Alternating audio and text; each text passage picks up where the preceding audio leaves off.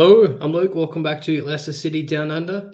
Here to do the run out here today with Neil and hopefully Ant. Neil, how are you, mate?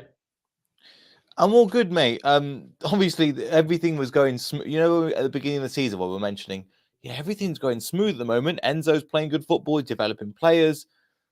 Everything's going too smooth, and then this last month, last month or so, has just been like we've dropped off a cliff a little bit in form.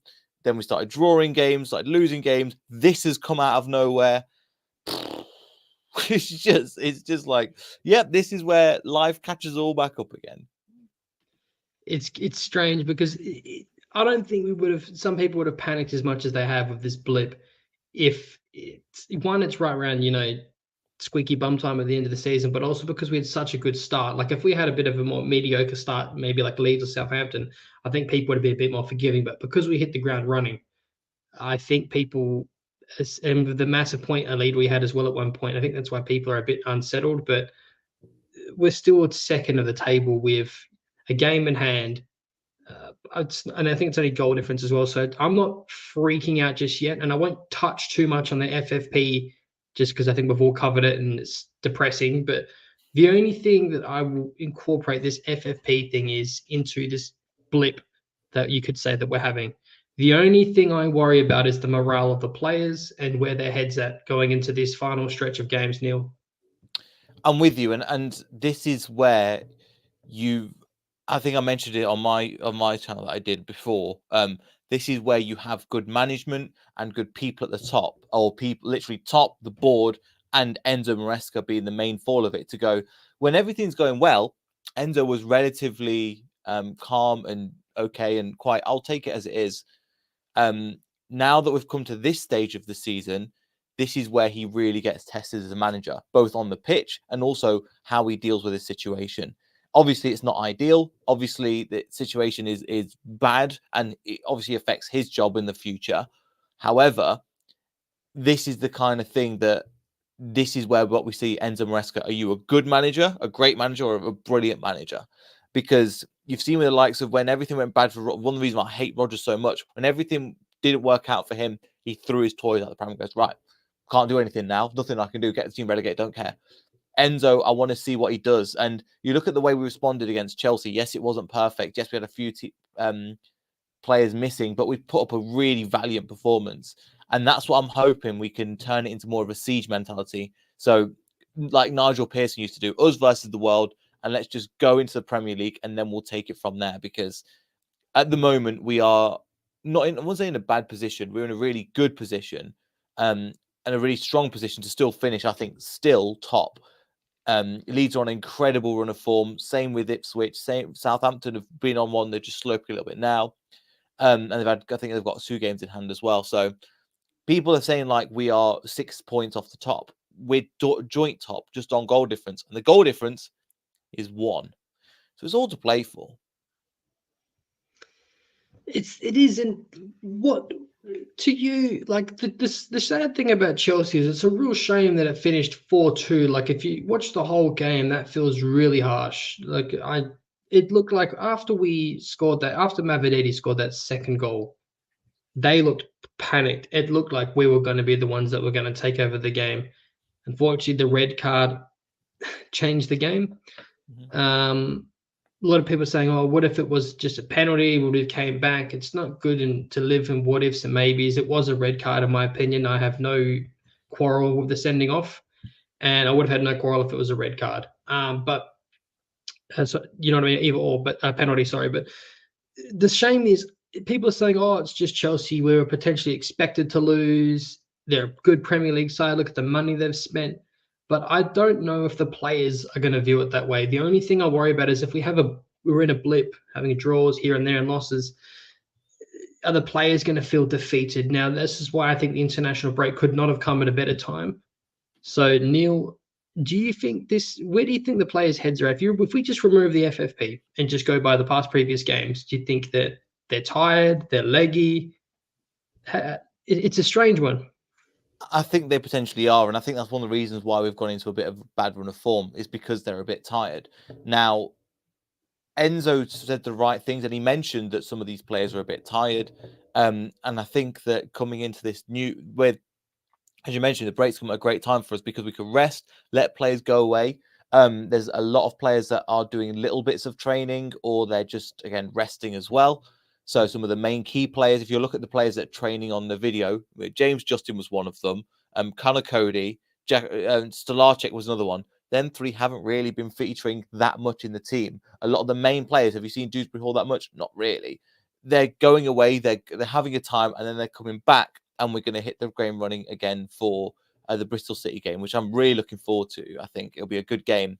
But yeah, well, it'll be all right. Kick off for you. You don't have to get up at a stupid o'clock in the morning that time. I'll pull it up later, but it's 8:30 at night on a Friday, so that's good for me. It's not crazy o'clock. What what are your thoughts on moving forward to the available squad we've got? I believe Pereira's back for Bristol. I'm not sure about Pratt. Ndidi obviously getting more and more minutes into him, so he's probably going to be a choice for the high pressing eight in that right hand side. But what are your thoughts on the available squad, and more so in defence? Where the area where we're looking shaky because we've conceded a lot of goals in the last 4 to 5 games, which is unlike us if we're going by the whole season. But for me, it's tricky because I think FaZe has been shocking the last 3 games. And I like FaZe, but he's just been well off it. You could argue that even JJ's been well off it. Vestergaard been caught out for his pace, but he's still so important for his ball distribution. It's Cody looks better, in my opinion, when he's in the middle, but he doesn't possess that ball distribution that Vestergaard has. But if you put him on the right-hand side and for FaZe, he doesn't look as comfortable. So it's a weird one trying to jigsaw puzzle that position at the back. But for you, with the defense moving forward, who do you expect to see and who would you like to see For the in that next back game, three? I'm just thinking about that because, again, Doyle's out, so I think because that carries over until from the FA Cup to the league. So Doyle's out.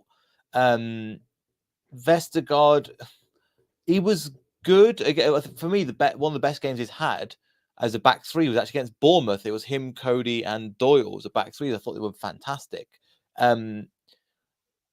Vestergaard potentially, part of me that wants to go, do you know what, change it for Cody and put him in. But then on the right hand side, you've got Nelson, and then again JJ on the left. I don't think JJ was too bad when he came on, but he's playing more as that wing back role to give Fatou a bit of a break as well. So I'm not too sure. Because the problem is if you play one of the problems we had is if you played Vestergaard, Fast was a bit off, and Doyle alongside that. Doyle and Vestergaard both aren't quick, and you can't get away with that, as we found out against Chelsea, that Doyle had to make the challenge, which ended up leading to a free kick. So it's a tough one for me. There's no out-and-out answer. Ben Nelson's on the fringe as well, just come back from scoring against the Euros. I don't think he's quite ready for what the challenge we're up against in terms of the time to get back to the Premier League. But for me, it's about how many leaders can you have on the pitch at one time, because that's what's going to drive you up into the Premier League. So Ricardo Pereira, I think, I think against Chelsea, because he's such a specific kind of player that you can't really buy into. He's one for the future. He's going to make a massive difference to that defense and the attack. And then so Ricardo would be one of them I'd put in, and that will make a difference defensively. Probably go Vestergaard, James Justin, and probably put Connor Cody in that right back on that right, so for centre three. Not because he's the best in that position, because we just need somebody to get us through that game, and I think he works really well for that. He does. He's a lot more disciplined in FaZe. He's a lot more organized in terms of, like, his vocal in that back three. He seems to be a lot more composed. He might not have the same pace and that be able to make those driving run forward and those long diagonal passes to Mavididi, but there's something else that he offers. So everyone has their pros and cons of what they offer and bring to the table. But I think from where we're at and with how many goals we've conceded, I think moving forward we have to play Cody, particularly we're going to have to use what we have available. I don't want to really get into this embargo too much, but we need to make the most of the squad we've got in the scenario where we have to hang on to everything that we've got. Going to get into this is I'll start with, I'm going to pull this up. We'll start with the run out. So we're going to go through Southampton, Leeds, Ipswich, and our run out for the rest of the remaining games.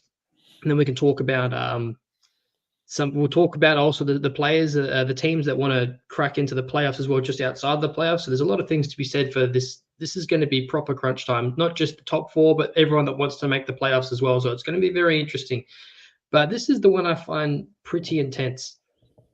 So I don't know if you can see this too well. I can zoom in a little bit, but Southampton, games against Leicester and Preston rearranged. Southampton will have to play 10 games in 36 days, one every 3.6. That is absolutely brutal. Now they've got Borough. They've got Borough, who are also just flirting just outside the playoffs. Ipswich and Blackburn Rovers, Coventry, again, they're going to be fighting to go playoffs. Watford, Preston, I believe, they're just outside playoffs as well. I'll pull the table up actually after this. Cardiff, Leicester, Stoke, and then the last game, Leeds. That's going to be a huge one. What do you make of that, Neil? That's pretty rough. Yeah, we've got 9 games in, I think 36 games or something like that. They've got 10, and the running, I think, because of that, they're a great team, but I think they'll get a playoff position. I think they'll get a one of the playoff positions just because of that running. The team's going to be down to bare bones by the end of it, and hopefully, without sounding too bad, it's come at a good time because A, we were on a bad run of form. We had to game rearranged for Chelsea, and B, if we put it towards the end, they would have been absolutely knackered through that. So we can go, right, just a little bit of a push to try and take them on. And I think, yeah, we're at home for that game as well, which I think works in our benefit. So they know how close it will be. They know the kind of Southampton team we played against them. So if we can get them to bare bones, we can just hopefully go and have a repeat of what we did last time. And that's the game in hand. Well, one of the games in hand, Southampton. That's our game in hand as well. 100%, mate. Let's pull this up actually before I pull anyone else's run out, because this is what obviously got Leeds, Leicester, Ipswich, Southampton. So in the playoffs you got Southampton so far, West Brom and Norwich. Then you got Hull, Coventry, Preston, and Borough. They're all going to be fighting big time to be able to make that playoff position. So anyone that plays them, and also, Neil, something else to take into consideration as well is people that are going to be playing people floating in the bottom three. So like the likes of Huddersfield and stuff like that, they're going to be, and Birmingham, QPR, those three are not going to want to get relegated. So anyone that comes up against them, they're going to be basically having a playoff of their own right just to try and stay up. Yep, exactly. And if you go up to the top again, if you look at the running of what they've basically got everybody in the top 10. They've got Leeds, they've got Ipswich, they've got obviously they've not got West Brom or Norwich. I don't know if they've got Hull, Coventry, Preston, Middlesbrough. They've got Cardiff, I think was one of them as well, or was Yep. Not? So you see, looking at those, that they've got basically they're playing all the top 10 positions, which is that's going to be really tough for them in my opinion. And even if they win both games in hand, that takes them up to, well, it takes them to 8. It takes them to 79 points. It's still not enough to catch us. Yeah, I think it's for the automatic promotions. It's really going to come down to, in my opinion, Leeds, Ipswich, and Leicester. And if Southampton end up getting automatic promotion, then credit to them; they deserve it. So give credit where it's due if they were to. But let's move on to Leeds. Okay, so a little bit Leeds. Okay, Watford. There you go. You wouldn't want to be a Leeds fan in Perth, Western Australia. Look at all the times for all these games. Watford away. Then they've got Hull at home. Hull have really picked up. They are looking like a decent side as well. The signings they made in January of Carvalho, and they looked like a dangerous side. Mm-hmm. Coventry, then Sunderland, Blackburn, Borough, QPR, Southampton. So they've got a decent run out in themselves. Neil, what do you think of that? So I think the games that they'll really struggle in is the Coventry game. I think Coventry will go, right, we're going to put up a tough game against them. I've got a feeling they'll drop a points to QPR as well. Don't know why, but I've got a feeling that QPR and then Leeds, I think they'll beat Southampton on the last game of the season. And then so again, it's the easier running of I think all of us. But the problem is with Leeds, they've not done it recently, but again, just like us, that run will come to an end at some point. They're on an incredible run and just enjoy it while it lasts. However, I don't think they go unbeaten until the end of the season. I don't think they will lose, I think, 2 of these games. That would be if they do go unbeaten, then that's pretty impressive. But I think they're going to lose at least one as well. Coventry as well. Another thing to mention as well. They've got an FA Cup semi-final, so is it City that they're playing, or is it So yeah, because otherwise we would have played. No, they've got. One. I think it's yeah. I think City's playing. Man City's playing Chelsea, and I think it's Liverpool are playing Coventry. I think I'll have to double check that, but I'm actually kind of glad now that you mentioned that we're out of the playoffs. So the FA Cup, because this with all these run our games, it's absolutely brutal. And let's pull up here Ipswich. Ipswich Town. Now and they've gone through their blip. They're just coming out the other side, and I think they smashed their team like 6-0 or something. 6-0, brutal. And I keep all season I've been saying, oh, they don't have the depth. They're going to drop off. I can't see them.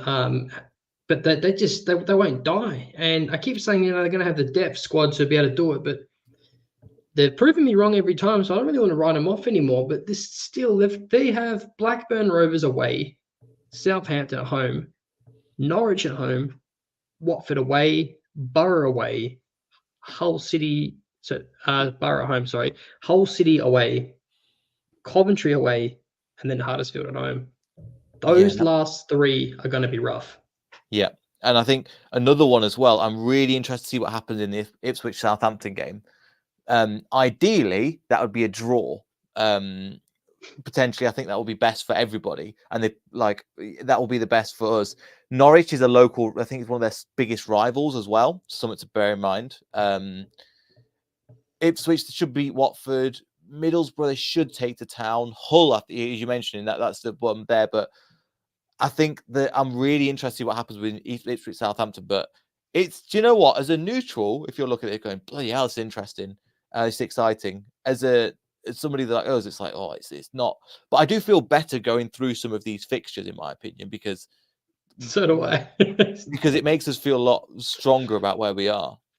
That's why I left us to go last as well, just to make us feel a little bit better. When I was really looking forward to the playoffs and everything, when we were comfortably top of the table, I was like, this is going to be good to watch. I can't wait to do watch the playoffs. And now it's squeaky bum time, but I'm feeling a bit better going through this.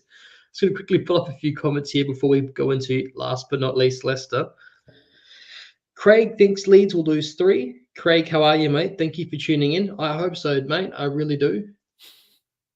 Morning, guys. Hey, Kate. Morning, guys. Personally, I think some draws could be costly, not the losses. Better to lose 1 than draw 2. Kate, I'm trying to be positive right now. Don't put the fear of God in me anymore. Neil, I still am a little nervous, and I really think this Bristol City could put a lot of fear to bed. We really need to come out and smash Bristol City, of all due respect. Let's pull up, last but not least, Leicester. Here we go. Matches. Okay. Bear with me. Okay. I've just looked at that. Bristol City. Hull could be the deciding team. Oh no, we played Hull already. Never mind. We've played Hull, yeah. We drew with them and we lost. I think that was one of the first games we lost this season. And if I remember correctly, it came from a mistake from Doyle, and we were all saying at the time we were expecting to see stuff like that here and there with the way that we play. If you remember, I'll have to go through my notes. It was a deflected goal as well. Yes, it feels like a lifetime ago now. This season's gone real quick. Bristol City away, nice and early for me, 8:30 p.m. And then we got Norwich at home. That's going to be a challenging game. Mm-hmm. Birmingham away. You would think that should be a comfortable win for us, but I think they're going to be fighting to not be around that playoff. So they're a team that we should not take lightly. Millwall away. I would hope that we smash Millwall. Plymouth, West Brom, another team as well that's going to be in that playoff. Maybe possibly even a favourite to go up for the playoffs. Southampton away at home, Preston away, Blackburn at home. So we have a hard 3 games now. I don't feel so good. West Brom, Southampton, and Preston. Neil, how are you feel about that? I mean, and potentially even Norwich. I think Norwich have picked up a lot of form recently as well. But I feel more confident about this lineup than other ones. I think that we've got to kind of get behind Hull and get them to win the games because again, that's a massive thing I've just realised for the opponents. I don't feel too bad about this, to be honest. I think West Brom, Southampton, are the games that we really need to worry about. But um, I potentially, genuinely, can see us going unbeaten through this run of form. Um, I don't know why, but we could lose one or two. But I think we could be unbeaten, to be honest. I love the positive. I hope so, man. I would love nothing more than to silence all the Leeds fans with an absolute dominating run at the end of the season. Kate, draw for other teams, not us. We are winning them all. I like that positivity, Kate. Kate, I've sent you a link. If you want to join, you're more than welcome to. Neil, this is absolutely going to be crucial for Enzo Maresca and his, relatively new role as a manager. I know he had his little time at Parma, but I don't think that really counts. He didn't get a preseason, he didn't get the players he wanted, so I think it's a bit harsh. People that judge him off that had a lot of great time and experience working under Pep, but this is going to be crunch time for him. How is he going to be able to sort out the morale? Is he going to bring a siege mentality? How is he going to be able to calm the players down and fill them with confidence? The FFP is one thing, the blip's another. One thing also to mention earlier as well that you said about Brendan Rodgers and throwing his toy out the pram. When we had those dodgy ref decisions, I think it was the whole game. He came out and said, "I don't want to talk about it. I'm tired." He didn't come out and make excuses. He's already probably thinking about the next game and how we can better the teams. I really like that about Enzo Maresca. He's very level-headed and he's very down to earth and, in my opinion, quite humble. Yeah, and I think something I'm with you. I think something else that he's done as well is he's played it cleverly. He's not got super carried away when we've won. But if you looked at the game against Chelsea, he started to have I'm in love with the team. I'm in love with the way we're playing. I'm really, and he started to really be positive about the team, even though we lost. I'm super proud because of what we achieved in that game, even though we lost. And technically, there were people that were melting down, going, "We had one shot on target. What are we doing? This team's not very good," etc., etc. But I think his way of doing it is great. And I think, again, not to compare this to Man City, but this is where at the stage of the season, Man City thrive. They go win, win, win, win, win. And if you look, they always came from behind. They shift into top gear and they go, right, we're just going upper levels now. Win, win, win, win, win. And you looked, Arsenal dropped points. Liverpool, I think it came down to the last game of the season where Man City picked it as well. So I think there was some really good performances in there, and I think that Enzo has been in the position where he knows what it takes to get a team to just win, and I think he's pushing into that now. And if he is gonna, we'll say emulate Pep, but this is the Pep part of the season where, if you look over the last few years, they just take up another gear, and when people start dropping points, they just keep pushing, keep getting points, and keep getting momentum. And I think the Chelsea, even though we lost, is the start of that. Hopefully. Yeah, exactly. Like I would hope that they would take that and feel confident about how they performed against Chelsea. I know they're not been the best run of form, but they still have a very expensive squad list. They still have a lot of individual talent. Maybe it's not gelling, but again, Enzo, this is his he's built a lot of this team this season. A lot of this, we've got to remind ourselves, we're blinded a little bit by our early success. A lot of these are guys that have never played together before. Yes, we've had this season, but a lot of new players that he's brought in, players that he wanted, and players that want to fit for his system. And when players are performing well, that are coming out on the fringes, he will keep playing them. You will be rewarded. So that's what I really like about Enzo. Whereas instead of having Rodgers putting the same starting 11 week in, week out, regardless of how they're playing, how much they want to be here. I thought also for the Chelsea game, I thought for Tawu, another thing you're going to take into consideration is in terms of ambition and people that want to be here.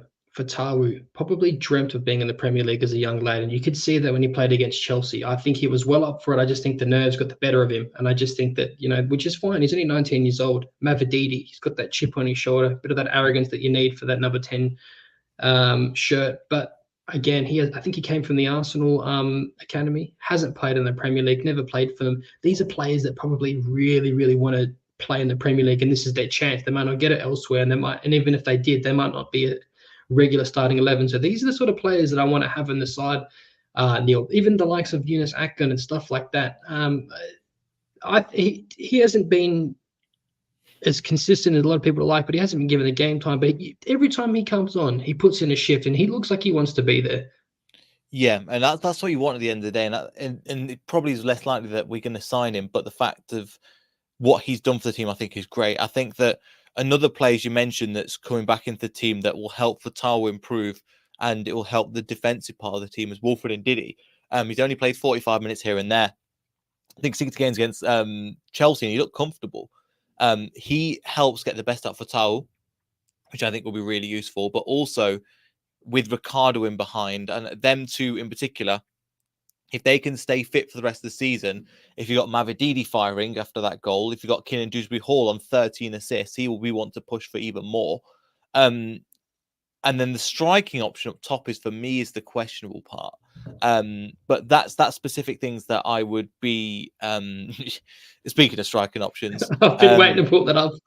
Yeah, I think Ndidi's going to be he's going to be a big plus for our team. I think Ricardo as well. So the fact they're just come back from injury and they're going to be put into the game, I think is great as well. So just long may it continue, in my opinion. I think the more that these people start to gel and play, my only thing is I wish that Wilfred didn't go international duty. I think he captained Nigeria as well. Yeah, I believe he did, but it's at the same time, again, at least it's minutes in him. But it'd be interesting I haven't even had a look at this yet, Neil. Is he still playing his old 6 role at Nigeria? Has he been put as a higher pressing 8? That's a good question. I'll have to look at that up. I'll have a look. Yeah, didn't even think about that, did you? What was I going to say? But you raised a good point. I just want to quickly say, Neil, with Ndidi and Ricky P. Fatawu hasn't had his best few games. If anything, the best highlights, I think, of Fatawu and how he's played the last, let's say blip, is his actual tracking back and defensive work. And I wonder how much that is because Ricky P has been away, and also Ndidi's, and he just started coming back in, because I agree with you. I think Ndidi does get the best out of Fatawu. And we've been almost like, not, I wouldn't say last season-esque, where we're so predominantly going down the left-hand side in transition and attack. But I think that it's going to be a real big bonus to have Ricky P back for multiple reasons, as you just mentioned, as well as Ndidi. So it's going to make us a lot more fitted and at a probably peak strong 11, in my opinion. This is another thing. Oh, hang on a minute. And don't stress, mate. You're more than welcome to join in for the last 5-10 minutes, mate. You're always welcome here. So going back to Craig's comment, a lot of people don't like Daka. I don't dislike him, but in my opinion, he is our 4th choice striker. And I know you're going to disagree with that, Neil. What is your opinion on strikers moving forward? Because for me, I think this is crunch time, and I think Vardy's influence and leadership, and for at least 60 minutes anyway, is going to be vital moving forward. But it's going to be interesting if we even see Cannon or Kell. It's a bit of a changing run out our lineup for the strikers. I'm trying to think, because Iheanacho, I think, is last choice. Daka he likes, but Vardy gives us that something special up the pitch, and I think Vardy might be used as a super sub, and I think that's how we're going to use him, or rotate with him. Daka, I think, will play. Genuinely, I think will play at the moment. I think whether I want to or not, Daka, I think, was the one that will start games, and he's one of the players that I think that you mentioned before, and Enzo is right, where he'll keep people in the team if they're playing well. I think Daka's probably the only one that does it. I think he worked well off the ball. I think he worked hard for the team. He just didn't give us the finishing edge that we needed. But Enzo is looking at players. The reason why he keeps playing him is because of his ability to drop deep and then get the other players involved in the game. So it's almost he's going, right, the striker works less like a striker and works more like, again, a person that feeds Harry Winks' position, feeds the other people. And you've got Wilfred and Diddy running his positions, Vital running his positions. And then you've got probably late running to the box on like a Daka to finish it off.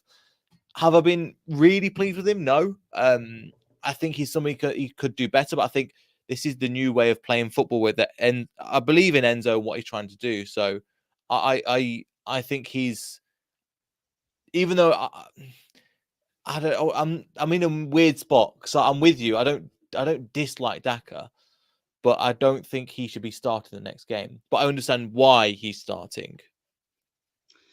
I understand why as well. I think if the wingers are having a good game and he's getting involved in that link-up play, then he looks great. But he's in front of goal, he's poor in my opinion. But I understand fully what you mean by the link-up play. And the thing is, like, we all thought Kel was going to be good at that, but Kel doesn't have the pace to be able to drop deep like Daka does, but then also be able to like distribute the ball and then get himself back into the box. You know what I mean? So he has the pace to be able to do both, whereas Kel doesn't. Vardy, yes and no, but he can't do it for a straight flat 90 minutes. Uh, this is, I think, a little harsh, but I can kind of understand. Fatawu needs to work a lot harder. Everyone blames Hams for the goals, but both fullbacks ran past Fatawu and scored. Did it against Chelsea, I think, or it was Hull, or it could have been QPR. I'll have to go back and watch that again, Craig.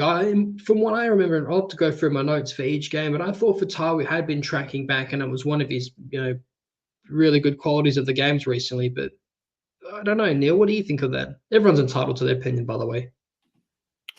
I think Fatal does work hard enough. I think people just don't see it win that. I think, but I don't agree. I think Fatal's, I think he works really hard out of possession of the ball. People just don't see how much he does, in my opinion.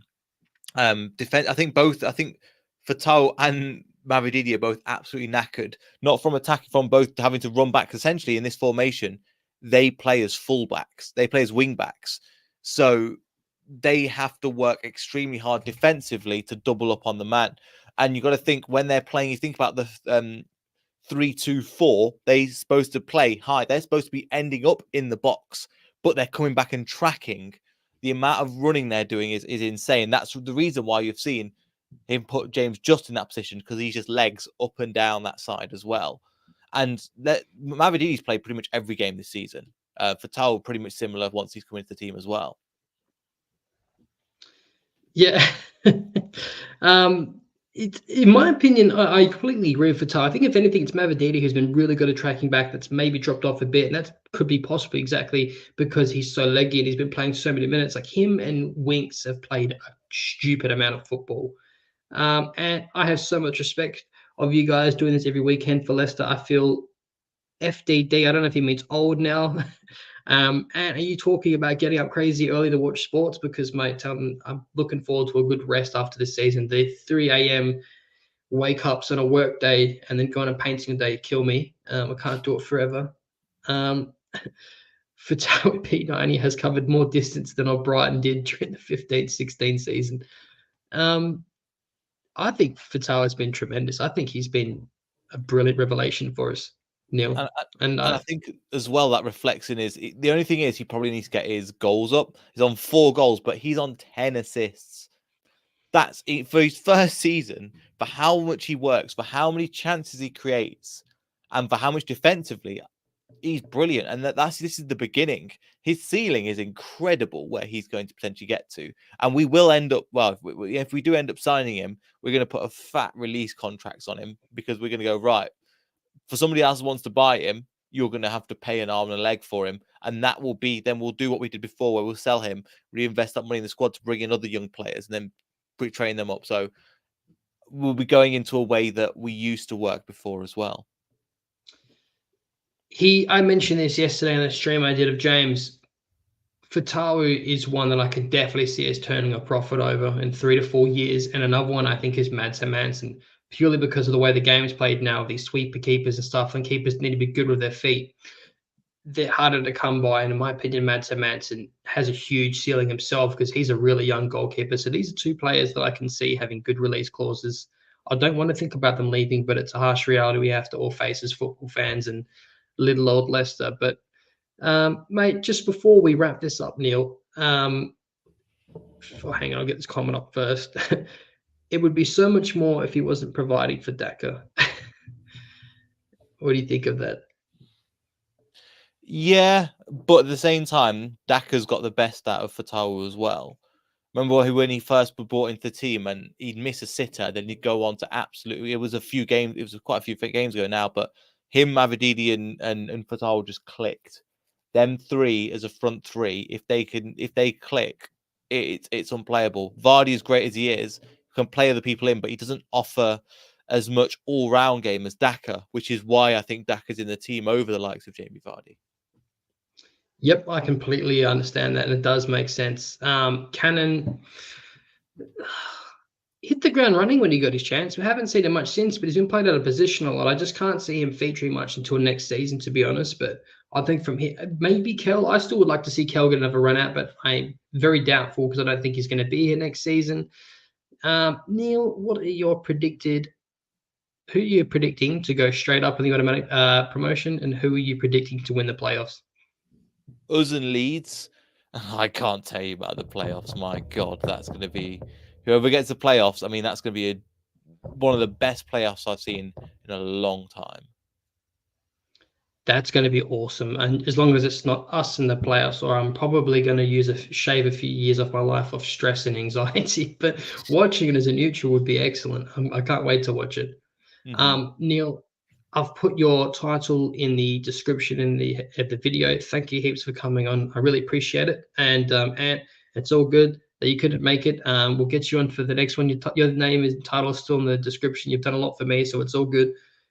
Craig, how many goals has Casey scored? Oh, we'll wrap it up with this. Let me get it up. He scored 6. Since he got injured, he hasn't hit the same form. And that's another thing as well. That thank you for mentioning that, Craig, because you just reminded me something I forgot to say to you, Neil, in terms of Fatawi's stats. He didn't play because of Casey's form for like at least 9 or 8 games, I believe it was. Yeah, and I think we didn't sign him as well at the beginning of the season. But Casey was the one that was starting. But I think Casey is, again, because he's come from League Two and he's come straight into the team. He did really well, then he's not carried it on. I think next season we might have to keep hold of him depending on what happens and with a transfer situation. But also, I think he needs another loan, a full year in the Championship, and then he potentially comes to the Premiership with us. Just because I think he needs that experience at Championship level, week in, week out, just in the same way that Kindred Hall and Harvey Barnes did. I think he could be a really, really good player, and he's very direct. I quite like him, and he's quite versatile. But I think he just needs a bit more time in the team and to play regular football. 100% agree. He came from, I think it was League Two. Was it Wimbledon? I think he was at. So no one expected him to have the run he did, and I completely agree. Depending on who we sign and who we get next season, I've been saying for a while, I think a loan move is doing well. But look, Craig, thank you. You have a good Sunday too. Thank you for tuning in. Thank you everyone else for getting your comments in. Appreciate everyone taking their time to come on and back your team, back Leicester. It's siege mentality. Let's not get toxic. Let's not panic just yet, and just enjoy the rest of the season, guys. If you like this, please like and subscribe, and I will catch you on the next one.